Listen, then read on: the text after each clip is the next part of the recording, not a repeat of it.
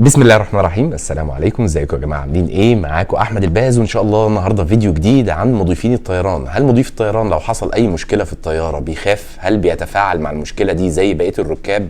خليكم معايا هحكي لكم كل حاجه، استنوني.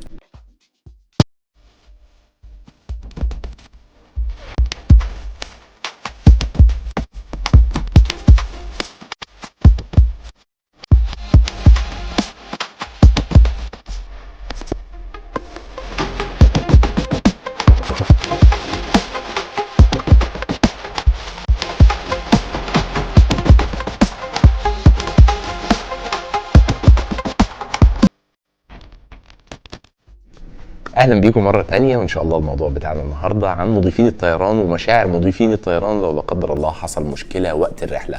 هل مضيف الطيران ده شخص معافى تماما من الخوف؟ هل الخوف منزوع من قلبه، يعني ما بيخافش من المواقف الطريقه اللي بتحصل في الطياره؟ خلينا نقول ان مضيف الطيران زيه زي اي راكب في الطياره، يعني لو لا قدر الله وقت الاقلاع حصل مشكله، مضيف الطيران ما عندوش اي قدره في التحكم على ان هو يتحكم في المشكله دي، لان المشكله دي هتبقى نابعه من مشكله خارجيه في الطياره. لا قدر الله انجن حصل فيه حاجه، الكابتن حصل مشكله معاه، معدات الطيران حصل فيها مشكله، فاذا هو ما عندوش القدره ان هو يتحكم. هي مش عربيه، فهو قاعد في مكان مش قادر يوصل لمكان تحكم الطياره عشان يقدر يتحكم ان هو يمنع مشكله او اي حاجه. اذا بيبقى ما باليد حيله، يعني بيبقى قاعد ملوش حيله زيه زي بقيه الركاب. ولكن هل المضيف بيتفاعل مع المشاكل زي ما الراكب بيتفاعل مع المشاكل؟ اولا خلينا نقول ان الركاب بيتفاعلوا بمشاكل او بدون مشاكل. في بعض الركاب اول ما يسمع صوت المحركات بتبتدي تتحرك الطياره وتبتدي تكتسب سرعه على الران واي، تلاقيه على طول مسك في الكرسي اللي هو قاعد عليه وساند ظهره كده جامد، او هو عنده مشكله في الخوف من الطيران. فلو حاجه ملهاش اي علاقه بالمشاكل هتلاقي برضو في بعض الركاب بتتفاعل مع سرعه الطياره والاقلاع، لان دي حاجه مش طبيعيه بالنسبه لهم او حاجه مش معتادين ان هم يشوفوها. طيب لو الكابين كرو تفاعل بنفس الطريقه اللي الركاب بتتفاعل بيها مع الامور العاديه والامور الغير عاديه، هل تفتكروا الراكب اللي قاعد باصص على مضيف الطيران وشايف المضيف لو الطياره بتبتدي تعمل الاقلاع فالمضيف يروح ماسك في الكرسي اللي هو قاعد عليه او ماسك في حاجه يسند عليها او خايف او يعمل حاجه؟ يبقى الخوف هيتضاعف عند الراكب. يعني لو الكابين كرو بيبقى قاعد حتى لو عنده مشكله مع الاقلاع او عنده مشكله مع الهبوط، عنده اي حاجه، ولكن لازم يبقى مسيطر تماما على ردود افعاله وشكله.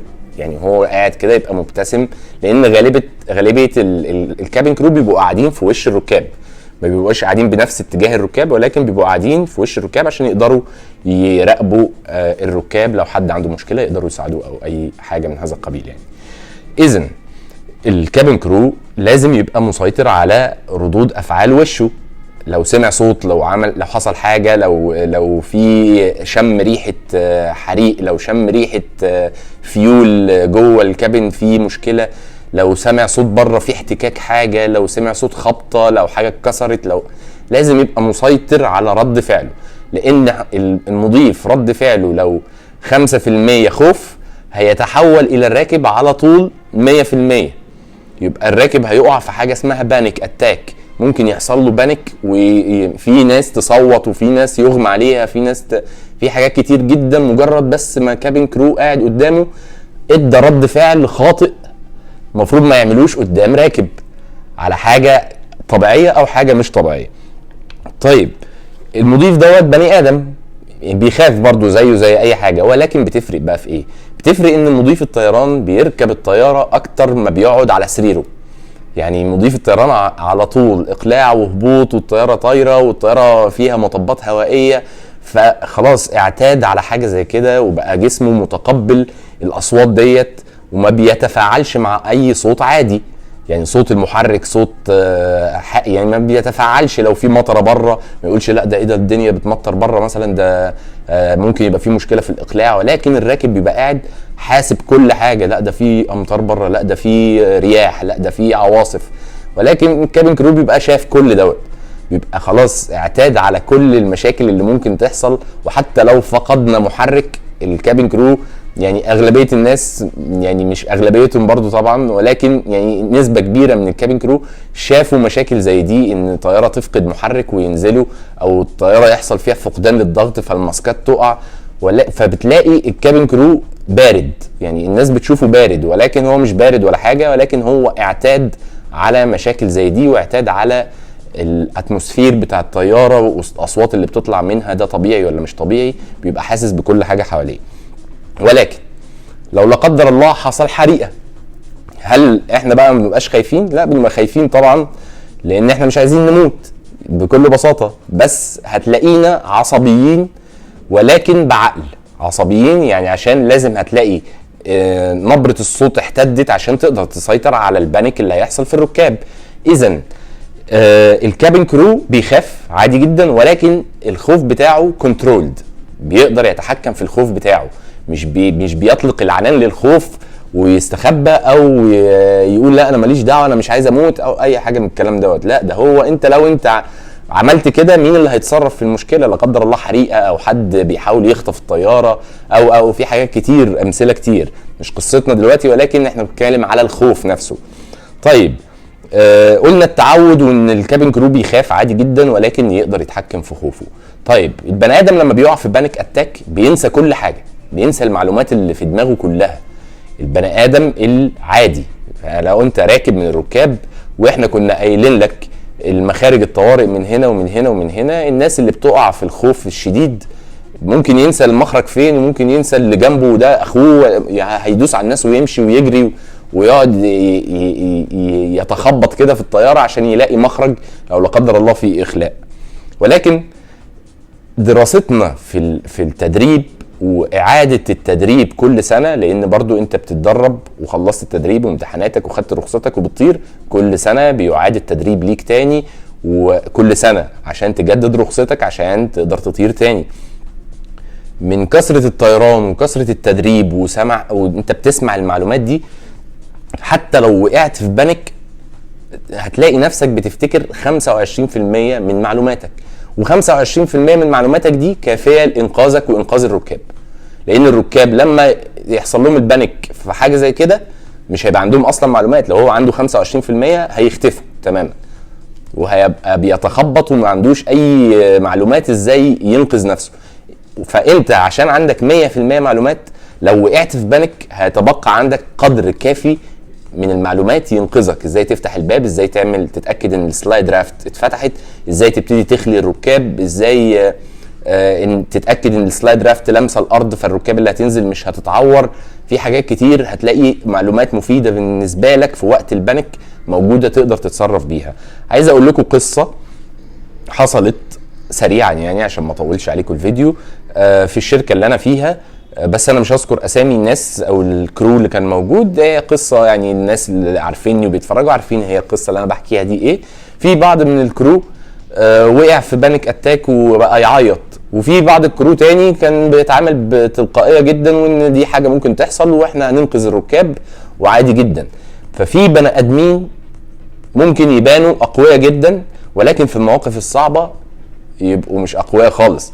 وفي بني ادمين تانيين يبانوا من بره ان هم ضعفاء، ولكن في المواقف الصعبه يبانوا اقوياء جدا، وهم اللي يتخذوا القرارات وهم اللي يقدروا يخلوا الطياره. فالقصه اللي بقولها لكم دي كانت مشكله في عجلات الطياره الاماميه، ما كانتش راضيه تفتح، والكابتن قرر ان هو هيعمل هبوط اضطراري في المطار، والطياره مش هتنزل بعجلات، اذا هيحصل اخلاء وممكن يحصل حريقه، لا قدر الله ممكن الطياره تتدمر.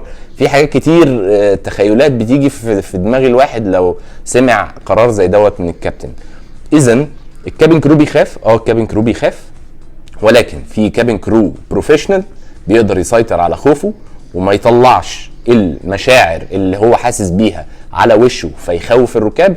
وفي كابين كرو مش بروفيشنال العكس تماما اللي انا قلته دوت، فبيخلي الباسنجر اللي قاعدين قدامه خايفين وعندهم مشاكل نفسيه اكتر. في حاجه كمان اسمها سايلنت ريفيو، ان انت تبقى قاعد في الكرسي بتاعك وقت الاقلاع ووقت الهبوط بتعمل حاجه اسمها سايلنت ريفيو. سايلنت ريفيو دي اللي هو انت ما تفكرش في اهلك، وما تفكرش في الاكل، وما تفكرش في مشاكلك الشخصيه، ما تفكرش في اي حاجه خاصه. سايلنت ريفيو فقط تفكر في مكانك. انا قاعد ليه هنا؟ انا قاعد هنا عشان لو لا قدر الله حصل مشكله انا الوحيد المسؤول عن الناس اللي قدامي، يبقى اذا انا الوحيد اللي عندي المعلومات الكافيه اللي تنقذ حياه الناس اللي قدامي. اذا لازم افكر كده، ايه اللي ممكن يحصل؟ ممكن الطياره تنزلق بره الرنواي، ممكن يحصل كراش، ممكن يحصل اي حاجه. لازم ابقى انا على طول بستحضر المعلومات دي. اعمل ايه لو حصل حاجه؟ لو الطياره وقفت دلوقتي جامد اعمل ايه؟ استنى الكول هيجي من الكابتن نعمل ايفاكيويشن. لازم هو ده السايلنت ريفيو، بتبقى قاعد ساكت ولكن مخك بيبقى بيفكر في كل الامرجنسي اللي ممكن يحصل. دي حاجه مهمه جدا لكل واحد بيتطلع ان هو يكون كابين كرو. انت بتبقاش قاعد بتفكر بقى ايوه بعد ما نطلع هقعد اكل بقى وهشرب وهروح اتكلم مع اصحابي. لا، المرحله دي اخطر مراحل الطيران، الاقلاع والهبوط. اذا وانت قاعد تبقى عارف وات تو دو، ايه اللي تقدر تعمله وايه اللي ما تعملوش. لازم تبقى عارف ده الباب اللي جنبي دوت ده بيتفتح من هنا.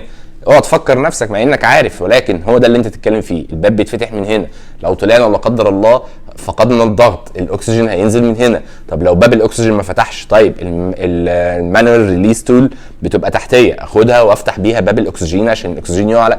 لازم تقعد تفكر في الموضوع دوت. اول حاجه هعملها هنزل الصف دوت لو حصل اخلاء، وهكذا. تقعد تذكر نفسك لحد ما تطلعوا لمرحله الكروزنج عشان بعد كده تقوم تبتدي تباشر شغلك في الطياره.